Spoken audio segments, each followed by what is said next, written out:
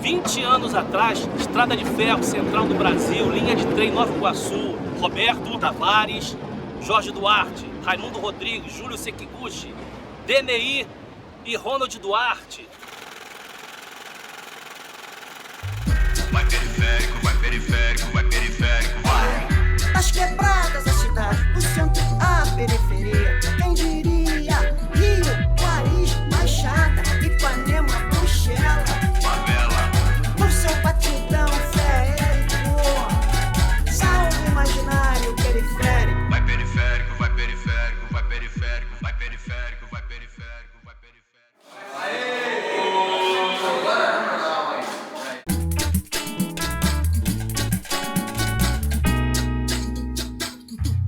O que nos unia era a Baixada, que todo mundo tinha saído da Baixada. Mas o Jorge já tinha sido no Bienal de Paris, por exemplo. Na realidade, o que a gente queria fazer era uma coisa pragmática. Como que a gente pode expandir o circuito com as possibilidades que a gente tem? Eu não sei se era ingenuidade ou romantismo, mas tinha uma coisa de tentar trazer para cá a atenção, o interesse também, para ver a produção do que as pessoas faziam aqui. Do Galpão do Gil, onde vai ser realizada a primeira exposição de arte contemporânea do bairro de Três Corações, com a participação do Grupo Imaginário Periférico.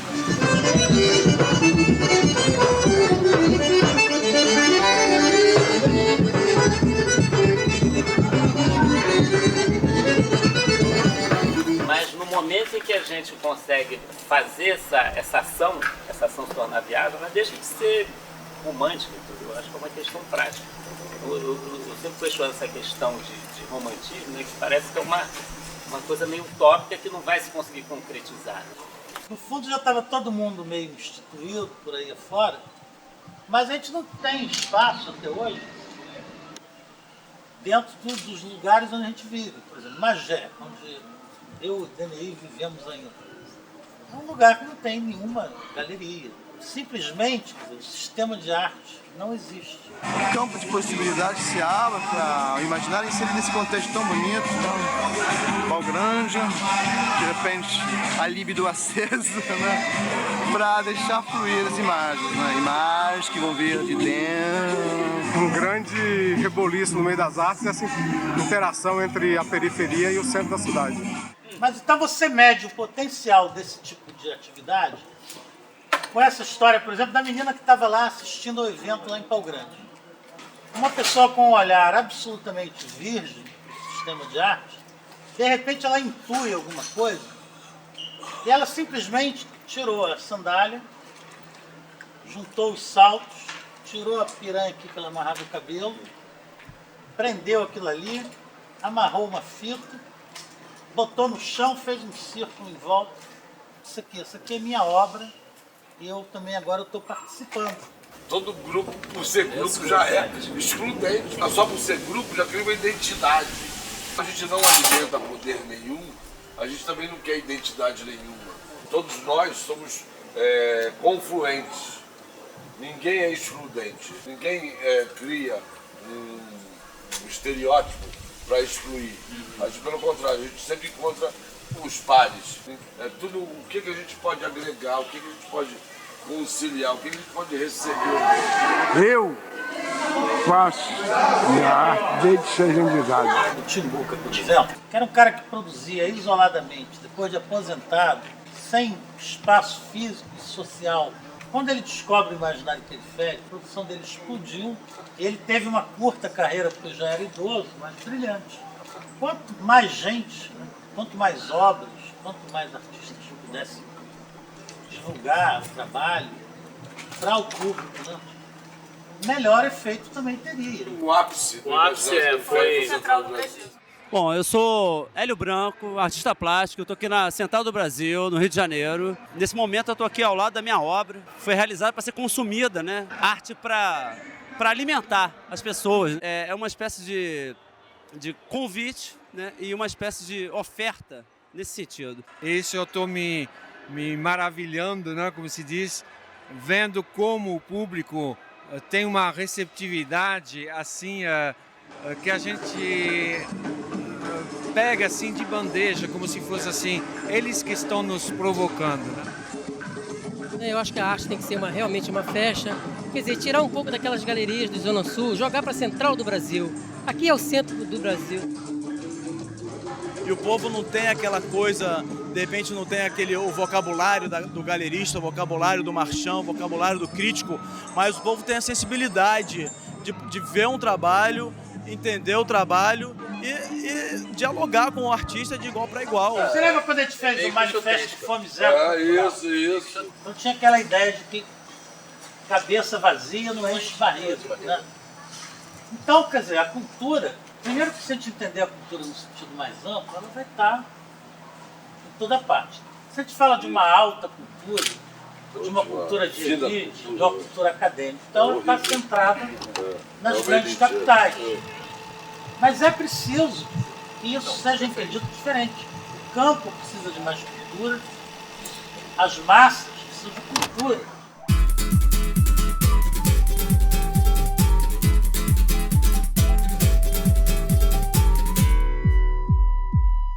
O Rio de Janeiro, a gente pode quase que circunscrever entre o centro e a Zona Sul. Tijuca tem o Sesc. Passou de São Cristóvão, Meias, não tem, acabou. Então, quer dizer, isso aí elitiza sim. Primeiro, questão econômica. Acontece onde tem a grana, não onde tem gente. Existe uma construção de mercado que acontece, que se dá, que eu não sei se essa autonomia tem que existir também. Quer dizer, eu determino, porque eu sou dono da galeria, eu imponho esse tipo de... Entendeu? Eu acho que a gente pode ver também como produtor esse tipo de imposição, afinal de contas, de mercado. Eu acho que, se pensar lá do tempo da escola antiga, que os artistas não queriam que as galerias fossem estatais, queriam que tivesse uma liberdade, né, para poder ter um certo comércio, e de repente a gente também volta, eu sei, mas a gente fica num meio termo aqui, como produtor, afinal de contas, qual é o papel? Qual é o papel? Qual é o papel? Qual é o papel? Uma vez, diante de uma crítica dessas que fazem no imaginário periférico, eu formulei a seguinte sentença: o imaginário periférico não é nem plataforma de lançamento para artistas emergentes, nem tábua de salvação para artistas naufragados. Porque não existe uma unidade conceitual acadêmica. Esse é um problema que a gente não... Mas o aspecto da liberdade. Aspecto de uma liberdade indígena, vamos dizer assim. A gente é muito índio nesse ponto. Eu acho positivo, mas muita gente vê como negativo. Porque não tem um ponto de vista estético estabelecido. Eu acho que o periférico, quando ele entra também, né, ele atinge esses dois momentos. Né? Primeiro, de quebrar essas fronteiras, que é uma coisa do texto que a gente coloca, né, que é essa fronteira que existe. E o outro, que eu acho que é um problema sério, que é quando começa a questionar tanto das galerias, que é o comércio. Quando a figura do curador se estrutura como uma necessidade, como um pilar do sistema de arte, o periférico vem e estoura com isso. Fala, quem quiser, venha. Então, na Galeria 90, lá a Nina falou, estava nervosíssima. Deixa, vão destruir minha galeria, vai ser... Olha só, nós temos que limitar o número de artistas. Vai ser tantos artistas. Eu falei, não, então não tem. Isso tudo foi exposto, 180 trabalhos, em varal. Aí veio a repórter e pergunta assim, como é que vocês se sentem sendo um grupo da Baixada que agora conseguiram expor na Zona Sul? Olha lá. Não, a gente não conseguiu, não é isso. Aí eu tentei explicar, não estamos aqui, nós fomos aqui porque fomos convidados. De alguma maneira, já éramos pessoas incluídas dentro desse... Capturadas pelo sistema. Alguns com obras penduradas dentro dos museus. E nunca foi a nossa política dizer assim, não, vamos destruir o museu, porque vamos vender o prédio do Museu Nacional, com dinheiro a gente faz um... Não. A ideia era de expansão do circuito, não de... O museu é para todos. Em qualquer galeria aí fora, senhores passageiros, vocês vão pagar por objeto desse de 2 a 3 mil reais, de 1.000 a por dólar. 2.000 euros. Mas aqui na minha mão, aqueles que apreciam as artes contemporâneas. Aqueles que valorizam a tua coleção privada. Vão levar um objeto desse por apenas R$1. Aceita o teu vale transporte, o teu ticket de refeição. É o passatempo dos críticos. Alegria dos marchands. Vamos lá, quem mais querem? Olha aí. Então, o periférico ele tem esse gesto de abertura, de aceitar todos. Isso aproxima muito o pensamento oriental, do taoísmo, essa não diferenciação, essa não seleção. Então essas são ideias que eu gosto muito desse grupo, ter sempre coisas novas, experimentais e nenhum tipo de discriminação. E o periférico é isso, sabe? Essa busca de uma identidade que fale por nós todos. Eu acho que seja assim uma das últimas utopias artísticas e históricas, né, desse momento que a gente vive. O imaginário periférico é o maior exemplo da alma carioca. É onde eu me entendo com minha precariedade, minha brasilidade, é no imaginário.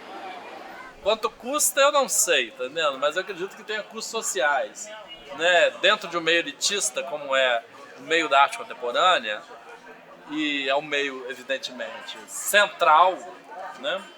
A arte contemporânea se concebe como uma arte central, né? De um pensamento central no mundo, central em todos os lugares, né? E você se colocar como periferia, né, é um risco que você assume da exclusão, né? Talvez esse seja o preço que se pague.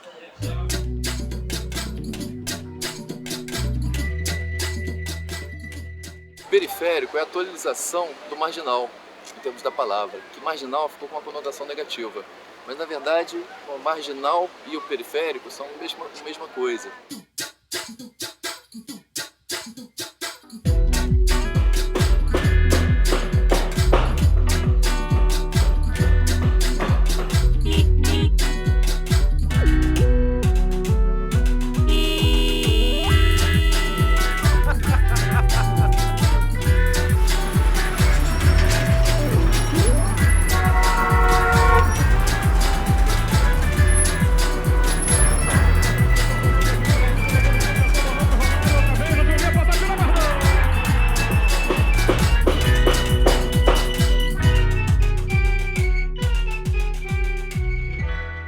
Saíram daqui para trabalhar lá na cidade.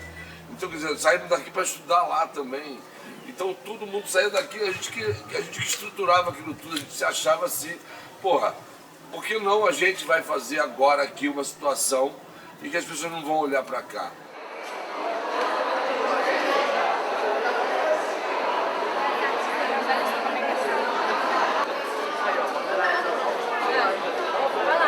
O catálogo só sai daqui com o carimbo do autenticador de catálogo sem calça. Eu quero é botar meu papo na rua.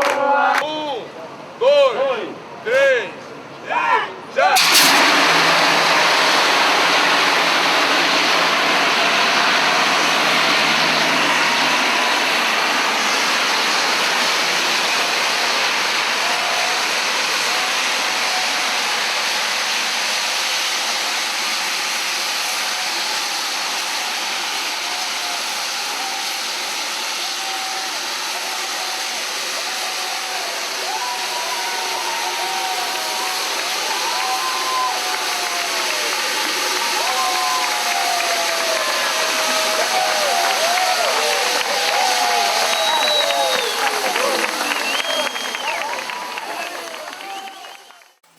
Naquele tempo que nós abrimos, né, o periférico, esse conceito de periferia não existia. Não como hoje, não tinha esse apelo. Você ter criado uma estrada de mão dupla, onde o pessoal da Baixada Fluminense também foi para a Zona Sul, mas o pessoal da Zona Sul também foi para a Baixada. Se eu estou em Nova Iguaçu, se eu estou na Baixada, em São João de Meriti, se eu estou em Friburgo, Paraty, Nova York, eu sempre estou no centro. O que parte em torno é a periferia.